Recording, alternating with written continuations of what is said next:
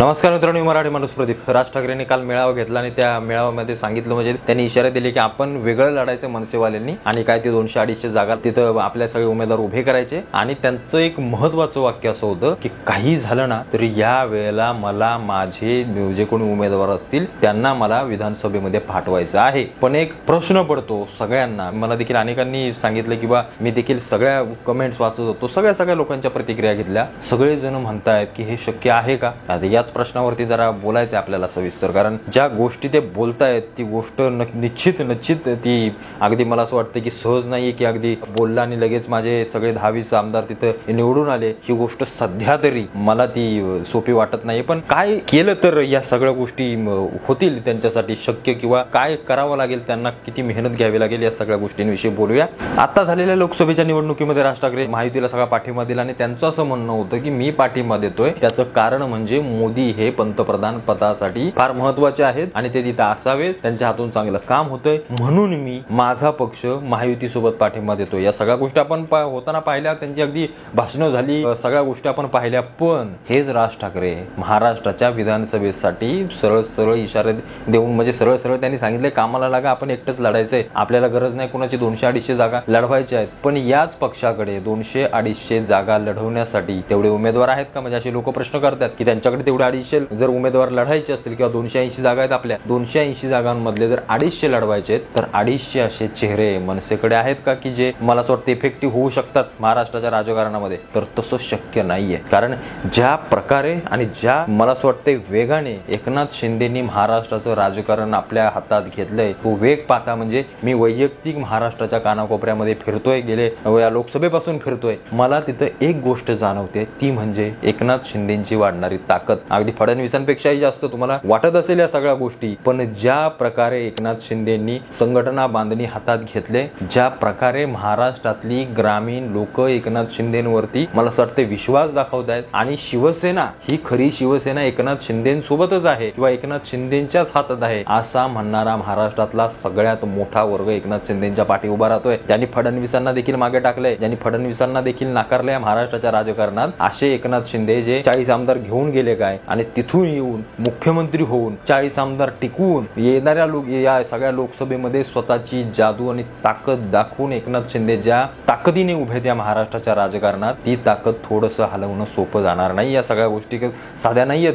कारण कुठे ना कुठेतरी मराठा समाज, संपूर्ण राज्यातला मराठा समाज एकनाथ शिंदेच्या पाठी आहे, हे सगळ्यात महत्वाची गोष्ट आहे. ज्या शिवसेनेचे सगळे जुने शिवसैनिक होते ते देखील एकनाथ शिंदेच्या पाठी आहेत. त्याचबरोबर एकनाथ शिंदेंनी वैयक्तिक एवढ्या वर्षाच्या सगळ्या राजकीय कारकिर्दीमध्ये जमवलेले सगळ्या म्हणजे संघटना असतील, सगळी लोक असतील, ही सगळी लोक एकनाथ शिंदेसोबत आहेत. संभाजी भिडेंसारखी जी मोठ्या संघटना ज्या महाराष्ट्रामध्ये हिंदूवादी उग्र संघटना आहेत, ज्या संघटना एकनाथ शिंदेच्या पाठीशी खंबीरपणे उभ्या आहेत, या सगळ्यात महत्वाची गोष्ट आहे. कारण हीच सगळ्यात मोठी ताकद निवडणुकीमध्ये येणाऱ्या दिसणार आहे. त्याच्यामुळे एकनाथ शिंदेला हलवणं फार अवघड जाणार आहे सगळ्या लोकांना. किंबहुना येणाऱ्या काळामध्ये असं देखील चित्र दिसेल की फडणवीसांच्या भाजपच्या सगळ्या जागा कमी लागतील आणि एकनाथ शिंदे सर्रास ठरतील अजित पवारांना घेऊन, आणि कुठे ना कुठेतरी मला असं वाटतं एकनाथ शिंदेंनाच पुन्हा मुख्यमंत्री बनवावं लागतं की काय, अशी परिस्थिती सगळी निर्माण होईल. एकंदरीत ज्या प्रकारचा सगळा माहोल खाली सगळा चालू आहे. कारण जर एकनाथ शिंदेंना सगळ्या फोडाफोडीच्या राजकारणातून आणि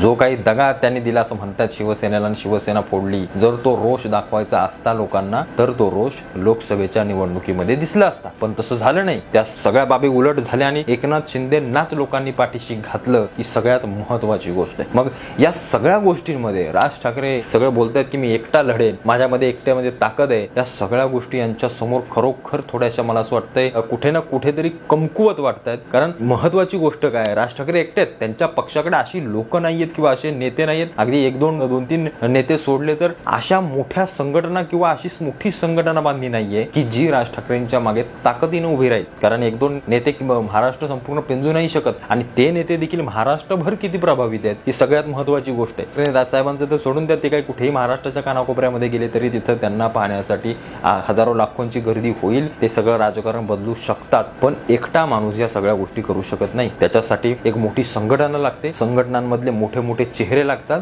जे चेहरे महाराष्ट्रामध्ये कित्येक वर्षापासून राजकारणात आहेत, असे चेहरे राजसाहेबांकडे कमी आहेत. दुसरी गोष्ट म्हणजे राज ठाकरेंना, म्हणजे माझं वैयक्तिक मत आहे, अनेकांची देखील मत आहेत, राज ठाकरेंनी महाराष्ट्रातल्या होणाऱ्या अनेक घटनांवरती ते पटकन येऊन बोलत नाहीत. म्हणजे लोकांना असं वाटतं त्यांचं वैयक्तिक देखील काही गोष्ट असेल की बाबा ह्या असल्या गोष्टींवरती आपण लगेच प्रतिक्रिया कशाला द्या, असं देखील ते म्हणत असतील. पण मग तो विशाळगडाचा मुद्दा असो, पुण्याचं प्रकरण असो किंवा अनेक अनेक जी काही प्रकरणं होतात त्याच्यावर पुढे येऊन बोलणं, त्याच्यासाठी काय बाबा माझा विचार आहे, माझा पक्ष काय भूमिका घेणार आहे, किंवा माझे वैयक्तिक या सगळ्या घटनेविषयी काय मत आहे, जर ते चांगलं असेल तर मी त्याच्या पाठीशी, मी त्या आंदोलनात सहभागी होईन, मी त्याला कुठेतरी रेटीन, या सगळ्या गोष्टी करताना राज ठाकरे आपल्याला कुठेतरी दिसत नाहीयेत. त्याचा सगळ्यात महत्वाचा फटका असा त्यांना बसतोय की लोक या सगळ्या गोष्टी बोलू लागलेत की हे कधीतरी 3-4 महिन्यातून उठतात आणि लोकांसमोर येतात, परत काहीतरी लोकांना सांगतात, परत ते जातात, परत 2-4 महिन्यानंतर येतात, अशी काही अनेक लोक या सगळ्या बाबतीमध्ये म्हणते. त्याच्यामुळे कुठं ना कुठेतरी पक्ष,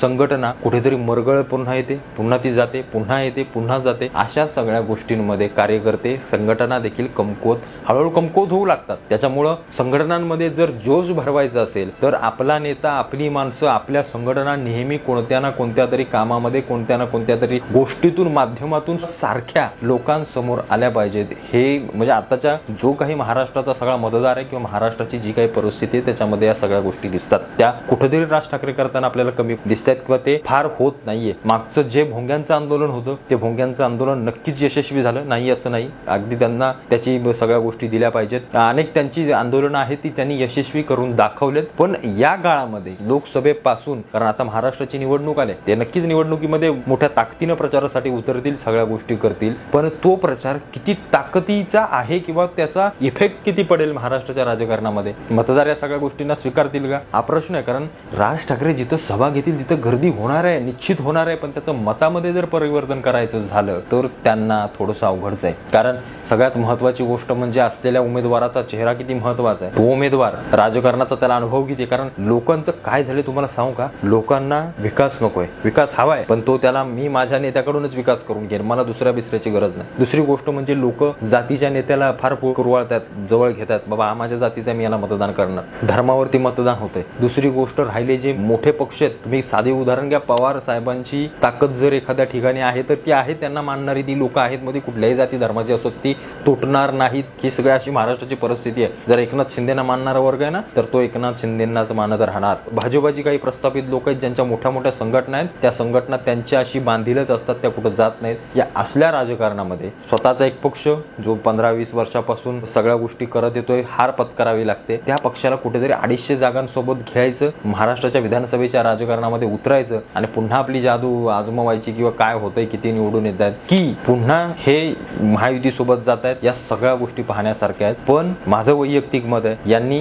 राज ठाकरेंनी जर वैयक्तिक जर लढायचा मला असं वाटतं निर्णय घेतला तर त्यांना त्याचा जरूर फटका बसेल असं मला तरी वैयक्तिक वाटतंय. कारण जी ताकद महायुतीमध्ये असते, जी ताकद 3-4 पक्षांना घेऊन करण्याची असते, सत्ता मिळवण्याची असते, ती ताकद नक्कीच मोठी असते. कारण आपण एकटे जेव्हा जातो तेव्हा लोक आपल्यासोबत येतात, नक्कीच येतात, पण त्यासाठी लोकांची मिळवलेली मला असं वाटतं विश्वासार्हता, तिथला उमेदवार, त्याची कामं, पक्षाची धोरणं, पक्षाची कामं, पक्षाशी किती वर्ष लोक बांधील आहेत, किती मतदार आहे जो पक्षाला नेहमी मतदान करत आलेला आहे, या सगळ्या गोष्टी पाहणं फार महत्वाचं आहे. पण जर मनसेला कुठेतरी सत्तेत आणायचं असेल, मनसेची ताकद वाढवायची असेल तर महायुतीसोबत जाणं किंवा कोणत्याही पक्षासोबत युती करणं मला असं वाटतं हेच फायद्याचं ठरेल. कारण ज्या प्रकारे महाविकास आघाडी आणि महायुतीची मोठी ताकद आहे महाराष्ट्रामध्ये, त्यांना कुठेतरी भेदून, त्यांना कुठेतरी सगळ्या गोष्टी करून आपले उमेदवार 250 जागा म्हणजे सोपी गोष्ट नाहीये, या सगळ्या निवडून आणणं किंवा त्यांना निवडणुकीला उभी करणं. त्याच्यामध्ये किती निवडून येत आहेत, मग 1 आणि 2 आल्या तर पुन्हा पक्षाला तीच हार सहन करणं, पुन्हा तीच पक्षामध्ये मरगळ येणं, या सगळ्या गोष्टींचा अभ्यास करणं थोडंसं अवघड जाईल